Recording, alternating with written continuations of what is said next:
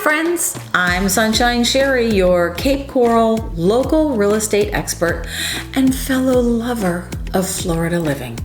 If you are over 55 and you're thinking, should I retire in the Cape Coral Fort Myers area or maybe the Villages? Grab a cup of coffee because we're gonna break it down today. These two spots are both top contenders for retirement in Florida, but they offer very different lifestyles. So let's see which one fits you the best. Number one, we'll talk about location and lifestyle. Cape Coral. We are tucked along Florida's beautiful Gulf Coast, right across the bridge from Fort Myers. In Cape Coral, it's all about the water here. Over 400 miles of canals. We have boating and fishing and sunny afternoons at the beach. Think tropical and laid back and relaxing under the tiki hut lifestyle. Now the Villages are smack in the center of Florida. Why, it's the Disney World of retirement communities. We're talking golf carts everywhere, dozens of recreation centers, and pickleball courts galore. You'll never run out of scheduled activities in the Villages. Now, a little tip, if you want the ocean breeze and saltwater access, Cape Coral wins. If you want an action-packed calendar and don't mind being inland, the Villages is your playground. Let's move on to housing and community feel. The Cape Coral area. Homes range from waterfront, Gulf access pool homes, and we have villas. We have what we call regular Cape Coral homes and low maintenance condos and townhouses. You know, in Cape Coral, you can find both gated 55 plus communities and, for the most part, regular neighborhoods without an HOA. And you can still live among all ages here in Cape Coral. It's not strictly a retirement town. And I know you're gonna be surprised by this. The average age in Cape Coral is 49. Which can make the whole city feel a little more vibrant. Now in the Villages, it's exclusively a retirement-focused community. You've got a variety of different kinds of homes, from patio villas to larger designer models. The Villages is highly planned and it has that resort campus feel. And the median age there in the Villages, also not going to be surprising, is 74.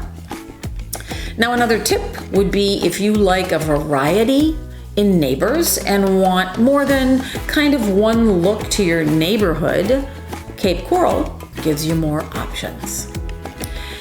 Moving on to the cost of living. Cape Coral, property taxes are pretty reasonable, and just like all of Florida, there's no state income tax. Yay for us!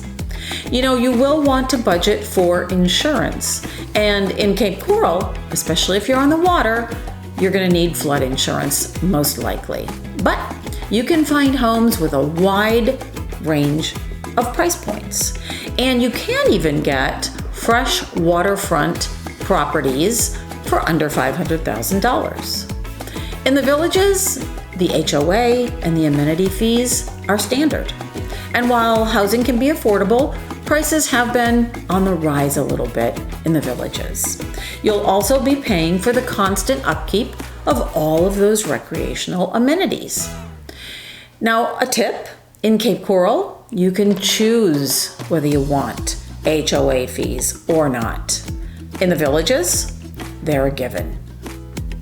Things to do, let's start with Cape Coral. We have boating and fishing and kayaking and waterfront dining.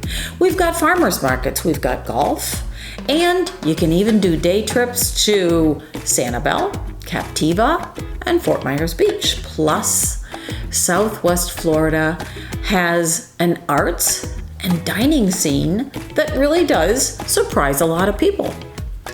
In the Villages, it is activity central. There are over 50 golf courses, more than 100 recreation centers. There's nightly live entertainment in each of the town squares. So if you are looking for that cruise ship on land schedule, the Villages is where you want to be. A local tip, Cape Coral has a lot of nature and a lot of variety. The Villages has a lot of structure and way over the top, non-stop planned events. Number 5 is the weather, which really isn't a lot different in these two locations. In Cape Coral, the winters can be a little bit warmer because we're just that much more south. And in the summertime, we certainly have hot summers, but we have breezy evenings and also in the mornings. Not gonna lie, hurricane season is part of life here in Cape Coral and Fort Myers, but you get that coastal lifestyle in exchange. In the Villages, similar temps, but slightly less humid, maybe a little bit in the summertime. And of course, there's less hurricane risk because you're inland. But that also means there's no direct beach access, and there's really not much in the way of breezes when you get to the Villages. So, Cape Coral or the Villages? It really comes down to whether you want a waterfront coastal vibe with flexibility, or if you prefer a master planned retirement mecca with constant activities. Now, if Cape Coral is tugging at your heartstrings, Team Sunshine would love to be your guides. Please sign up on our website at sunshinesherry.com for a free account. And there you can browse homes, you can save your favorites, and you can ask us questions. And don't forget, please hit that like button on this video and subscribe to my channel so you don't miss any of my videos. I would love it if you'd drop a comment down below telling me which one you think you were going to choose and why. Also, I would also love it if you share this video with friends who are trying to decide where they might be going to retire. I'm Sunshine Sherry, and I am always helping you find your slice of paradise. I'll see you on the next video.